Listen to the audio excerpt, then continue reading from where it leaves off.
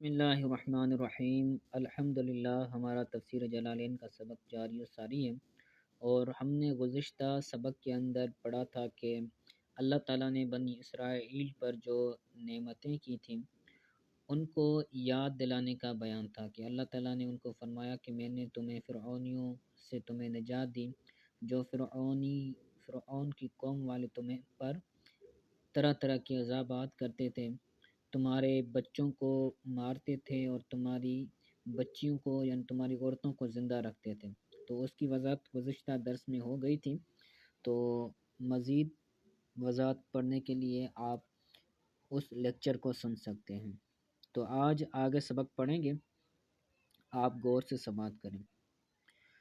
تو یہ اس آیت کے اندر اور اس کے بعد بھی جو بنی اسرائیل ہیں انہی سے خطاب ہے اور انہی کا بیان ہے۔ اللہ تعالیٰ ان کو مختلف چیزوں کے بارے میں ان کو حکم دیتا ہے اور انہیں بتاتا ہے کہ میں نے تم پر کون کون سی نعمتیں کی ہیں۔ تو پڑھتے ہیں، کہتے ہیں وَاذْكُرُوا وَإِذْ فَرَقْنَا، پہلے قرآن کی آیت پڑھیں گے پھر اس کے بعد تفسیر پڑھیں گے تاکہ آسانی رہے ترجمہ کرنے میں۔ تو کہتے ہیں وَإِذْ فَرَقْنَا بِكُمُ الْبَحْرَ، اور جب ہم نے تمہاری وجہ سے سمندر کو چیر دیا۔ جب فرعونی بنی اسرائیل والوں کے پیچھے لگے تھے تو حضرت موسیٰ علیہ السلام اپنی قوم بنی اسرائیل کو لے کر سمندر کے کنارے چلے گئے تھے، پھر انہوں نے اپنا عصا مبارک سمندر پر مارا تھا تو پھر اس سے راستہ بن گیا تھا، جس سے بنی اسرائیل اور حضرت موسیٰ علیہ السلام وہاں سے نکل پڑے تھے۔ تو اللہ تعالیٰ اسی کا بیان فرما رہا ہے کہ وَإِذْ فَرَقْنَا بِكُمُ الْبَحْرَ، یعنی اے بنی اسرائیل جب ہم نے تمہاری وجہ سے تمہارے سبب سے ہم نے سمندر کو چیر دیا تھا۔ فرقنا مطلب چیر دیا تھا، تو واو کے بعد اذکرو نکالا، یعنی اے بنی اسرائیل یاد کرو۔ جب ہم نے چیر دیا تھا یعنی فلقنا چیر دیا تھا، بکم یعنی بسببکم یعنی تمہاری سبب سے تمہاری وجہ سے ہم نے سمندر کو چیر دیا تھا، یعنی تمہارے آبا و اجداد کی وجہ سے۔ حتی دخلتموہ حاربین من عدوکم، یہاں تک کہ تم اس سمندر میں داخل ہوئے تھے اپنے دشمنوں سے بھاگتے ہوئے۔ حاربین کا مطلب کیا ہے؟ دوڑتے ہوئے، بھاگتے ہوئے۔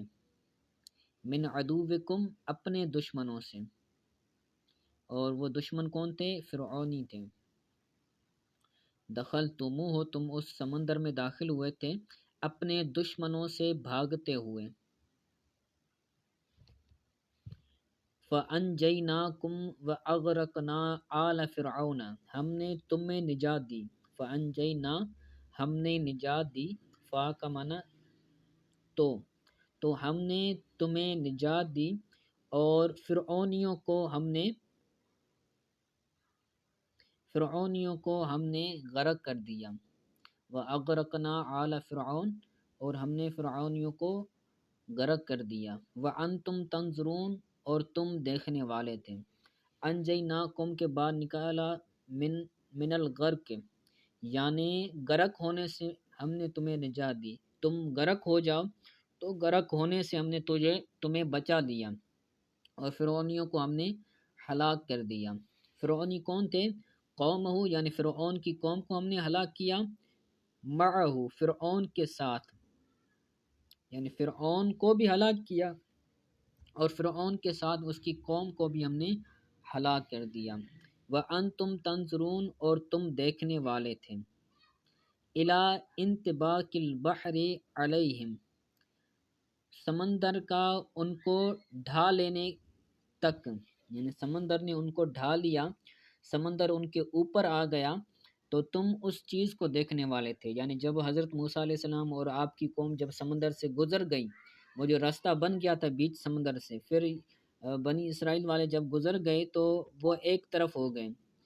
پھر جب فرعونی اس سمندر کے اندر داخل ہوئے تو اللہ تعالیٰ نے اپنے حکم سے اس سمندر کو پھر ملا دیا، اور جتنے بھی فرعونی تھے وہ سارے کے سارے ہلاک ہو گئے۔ تو جو سمندر نے ان کو اپنے اوپر سمندر ان کے اوپر آ گیا تو اللہ تعالیٰ نے فرمایا کہ تم بنی اسرائیل والے اس بات کو دیکھنے والے تھے کہ سمندر نے ان کو اپنے اوپر ڈھا لیا، یعنی سمندر نے ان کو غرق کر دیا۔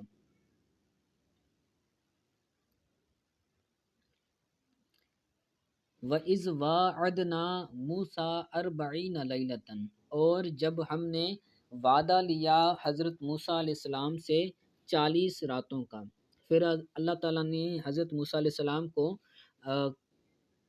کوہ طور پر، جبل طور پر بلایا اور انہیں 40 راتوں کا وعدہ لیا کہ تم 40 راتیں یہاں پر ٹھہرو گے، یہاں پر آؤ گے، اور پھر انہیں تورات عطا کرنی تھی۔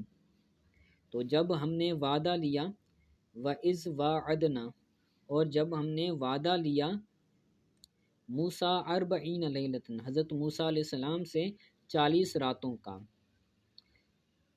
وعدنا کے بعد بِأَلْفٍ وَدُونِہَا، یہ لفظ وعدنا ہے نا، اس کے بارے میں کہہ رہے ہیں کہ وعدنا کے اندر جو یہ الف ہے، اس کو الف کے ساتھ بھی پڑھ سکتے ہیں، بِأَلْفٍ وَدُونِہَا، الف کے ساتھ بھی پڑھ سکتے ہیں اور الف کے بغیر بھی پڑھ سکتے ہیں۔ الف کے ساتھ کیسے پڑھیں گے؟ وعدنا، یعنی واو کو کھینچ کر پڑھیں گے، واو الف زبر وا، وعدنا، اور الف کے بغیر وعدنا، یعنی وہاں پر الف پھر نہیں پڑھا جائے گا، وعدنا ہوگا۔ تو ان کو یہاں پر غرض مفسر ہوگا قرات بتانا، ٹھیک ہے۔ آگے کہتے ہیں نُؤْتِیہِ عِنْدَ انْقِضَاءِهَا التَّوْرَاةَ لِتَعْمَلُوا بِهَا، ہم دیں گے اسے حضرت موسیٰ علیہ السلام کو، ہو ضمیر کا مرجع کون ہے؟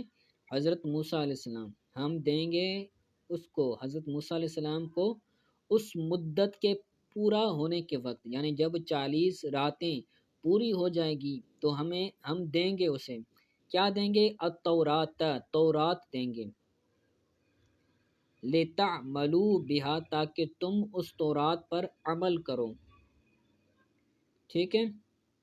ثُمَّ اتَّخَذْتُمُ الْعِجْلَ، پھر تم نے بچڑے کو معبود بنا لیا، انہوں نے بچڑا بنایا تھا نا، جب حضرت موسیٰ علیہ السلام کوہ طور پر گئے تھے تو پیچھے سے انہوں نے بچڑا بنا دیا تھا، پھر اسے پوجنے لگ گئے، اس کی عبادت کرنے لگ گئے، تو اسی کا بیان ہے کہ پھر تم نے بچڑے کو معبود بنا دیا۔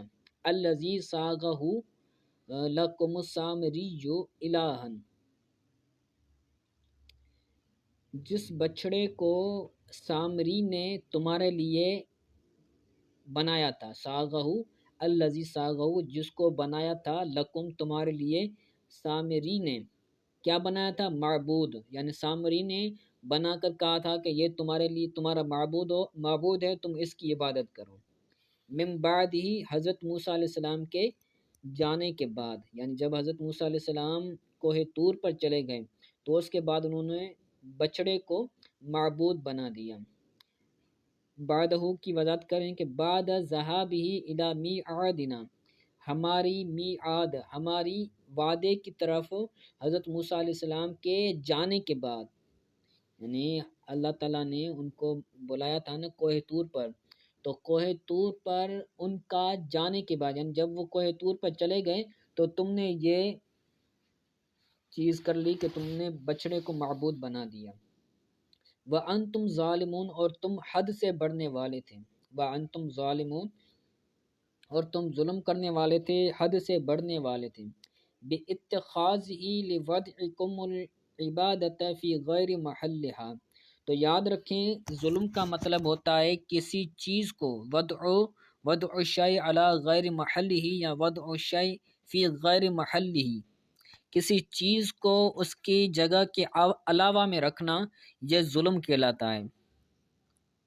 وضع الشیء فی غیر محلہ، کسی چیز کو اس کی جگہ کے علاوہ میں رکھنا، یہ ظلم کہلاتا ہے۔ تو عبادت کا حقدار کون ہے؟ اللہ تعالیٰ کی ذات ہے، تو عبادت کو انہوں نے عبادت کی جگہ کے علاوہ رکھا، یعنی عبادت کی جگہ کیا ہے کہ اللہ تعالیٰ کی عبادت کی جائے، اللہ تعالیٰ کو معبود بنایا جائے، لیکن انہوں نے اللہ تعالیٰ کی ذات کو چھوڑ کر انہوں نے بچڑے کو معبود بنایا، تو انہوں نے گویا کہ ظلم کر دیا۔ بِاتِّخَاذِهِ، بچڑے کی بچڑے کو معبود بنانے کے ساتھ انہوں نے کیا کیا؟ ظلم کر دیا۔ لِوَضْعِكُمُ الْعِبَادَةَ فِي غَيْرِ مَحَلِّهَا، عبادت کو، تمہارا عبادت کو اس کی جگہ کے علاوہ میں رکھنا، یعنی جو عبادت کی جگہ ہے کیا ہے کہ اللہ تعالیٰ کی عبادت کی جائے۔ عبادت کی جگہ کیا ہے کہ اس کو اللہ تعالیٰ کے لیے کیا جائے، لیکن تم نے کیا کیا؟ عبادت کو اللہ تعالیٰ کے لیے تم نے نہیں کیا، لیکن اللہ تعالیٰ کے علاوہ بچڑے کی عبادت کی، تو گویا کہ تم نے ظلم کیا۔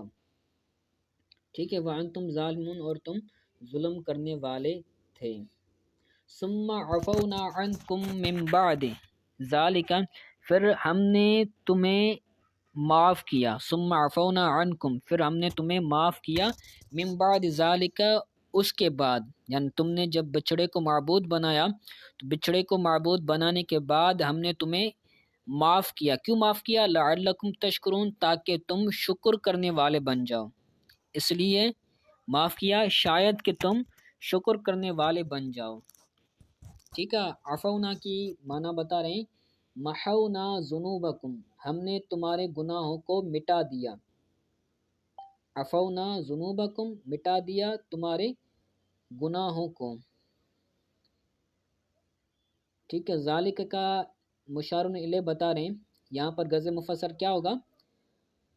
مشار الیہ بتانا، من بعد ذالک یعنی من بعد اتخاذ، یعنی تمہارا بچڑے کو معبود بنانے کے بعد ہم نے پھر بھی تمہاری گناہوں کو مٹا دیا تاکہ تم شکر کرو، نعمتنا علیکم، جو تم پر نعمتیں ہماری ہیں ان نعمتوں کا، تاکہ تم شکر ادا کرو، اس لیے ہم نے تمہیں تمہاری گناہوں کو معاف کر دیا۔ ٹھیک ہے، تو آج کے لیے اتنا سبق کافی ہے، اس کو اچھی طرح سے یاد کیجیے گا، اگر کوئی بات سمجھ نہیں آئی تو وہ پوچھ لیں۔